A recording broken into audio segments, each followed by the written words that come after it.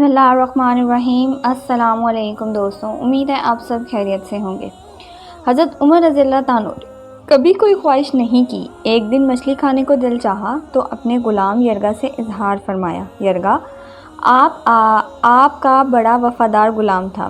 ایک دن آپ نے فرمایا، یرغا آج مچھلی کھانے کو دل کرتا ہے، لیکن مسئلہ یہ ہے 8 میل دور جانا پڑے گا دریا کے پاس مچھلی لینے، اور 8 میل واپس آنا پڑے گا مچھلی لے کر۔ پھر آپ نے فرمایا، رہنے دو، کھاتے ہی نہیں۔ ایک چھوٹی سی خواہش کے لیے اپنے آپ کو اتنی مشقت میں ڈالنا اچھا نہیں لگتا۔ 8 میل جانا اور 8 میل واپس آنا صرف میری مچھلی کے لیے؟ چھوڑ یرغا، اگر قریب سے ملتی تو اور بات تھی۔ غلام کہتا ہے، میں کئی سالوں سے آپ کا خادم تھا، لیکن کبھی آپ نے کوئی خواہش کی ہی نہیں تھی، پر آج جب خواہش کی تو میں نے دل میں خیال کیا کہ حضرت عمر فاروق رضی اللہ عنہ نے پہلی مرتبہ خواہش کی ہے اور میں پوری نہ کروں۔ ایسا کیسے ہو سکتا ہے؟ غلام کہتا ہے، جناب عمر رضی اللہ عنہ ظہر کی نماز پڑھنے گئے تو مجھے معلوم تھا ان کے پاس کچھ مہمان آئے ہوئے ہیں، عصر ان کی وہیں ہو جائے گی۔ غلام کہتا ہے، میں نے حضرت عمر رضی اللہ عنہ کے پیچھے نماز پڑھی اور 2 رکعت سنت نماز پڑھ کے میں گھوڑے پر بیٹھا۔ عربی نسل کا گھوڑا تھا، دوڑ کر میں دریا پر پہنچ گیا۔ عربی نسل کے گھوڑے کو 8 میل کیا کہتا ہے؟ وہاں پہنچ کر میں نے ایک ٹوکری مچھلی کی خریدی اور حضرت عمر رضی اللہ عنہ کی عصر کی نماز ہونے سے پہلے میں واپس بھی آ گیا، اور گھوڑے کو بھی میں نے ٹھنڈی چھاؤں میں باندھ دیا تاکہ اس کا جو پسینہ آیا ہوا تھا وہ خشک ہو جائے اور کہیں حضرت عمر فاروق رضی اللہ عنہ دیکھ نہ لیں۔ غلام کہتا ہے کہ گھوڑے کا پسینہ تو خشک ہو گیا، پر پسینے کی وجہ سے گرد و غبار گھوڑے پر جم گیا تھا جو واضح نظر آ رہا تھا۔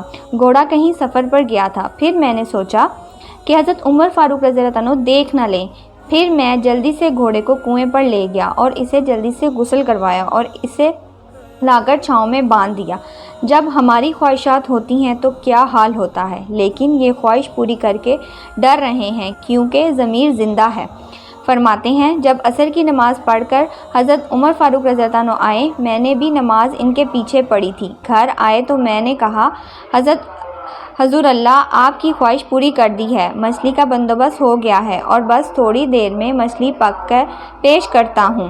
کہتے ہیں، میں نے یہ الفاظ کہے تو جناب عمر فاروق اٹھے اور گھوڑے کے پاس چلے گئے، گھوڑے کی پشت پر ہاتھ پھیرا، اس کی ٹانگوں پر ہاتھ پھیرا اور پھر اس کے کانوں کے پاس گئے اور گھوڑے کا پھر ایک کان اٹھایا اور کہنے لگے، یرغا تو نے سارا گھوڑا تو دھو دیا، لیکن کانوں کے پیچھے سے پسینہ صاف کرنا تجھے یاد ہی نہیں رہا اور یہی تو پانی ڈالنا بھول گیا۔ حضرت عمر رضی اللہ عنہ گھوڑے کے گھٹنے کے بل زمین پر بیٹھ گئے اور کہنے لگے، او یرغا یار ادھر آ، تیری وفا میں مجھے کوئی شک نہیں اور میں کوئی زیادہ نیک آدمی بھی نہیں ہوں، کوئی پرہیزگار بھی نہیں ہوں، میں تو دعا مانگتا ہوں، اے اللہ میری نیکیاں اور برائیاں برابر کر کے مجھے معاف فرما دے۔ میں نے کوئی زیادہ تقویٰ اختیار نہیں کیا، اور بات کو جاری رکھتے ہوئے فرمانے لگا، یار ایک بات تو بتا، اگر یہ گھوڑا قیامت کے دن اللہ کی بارگاہ میں فریاد کرے کہ یا اللہ عمر نے مجھے اپنی ایک خواہش پوری کرنے کے لیے 16 میل کا سفر طے کروایا، اے اللہ میں جانور تھا، بے زبان تھا، 16 میل کا سفر ایک خواہش پوری کرنے کے لیے، پھر یرغا تو بتا میرا جیسا وجود کا کمزور آدمی مالک کیا حضور گھوڑے کے سوال کا جواب کیسے دے گا؟ یرغا کہتا ہے، میں اپنے باپ کی فوت ہونے پر اتنا نہیں رویا جتنا آج رویا۔ میں تڑپ اٹھا کہ حضور یہ والی سوچ، یہاں تو لوگ اپنے غلام کو نیچا دکھا کر اپنے افسر ہونا ظاہر کرتے ہیں۔ غلام رونے لگا۔ حضرت عمر فاروق رضی اللہ عنہ کہنے لگے، اب اس طرح کر، گھوڑے کو تھوڑا چارہ اضافی ڈال دے اور یہ جو مچھلی لے کے آئے ہو اسے مدینہ کے غریب گھروں میں تقسیم کر دو اور انہیں یہ مچھلی دے کر کہنا کہ تیری بخشش کی بھی دعا کریں اور عمر کی معافی کی بھی۔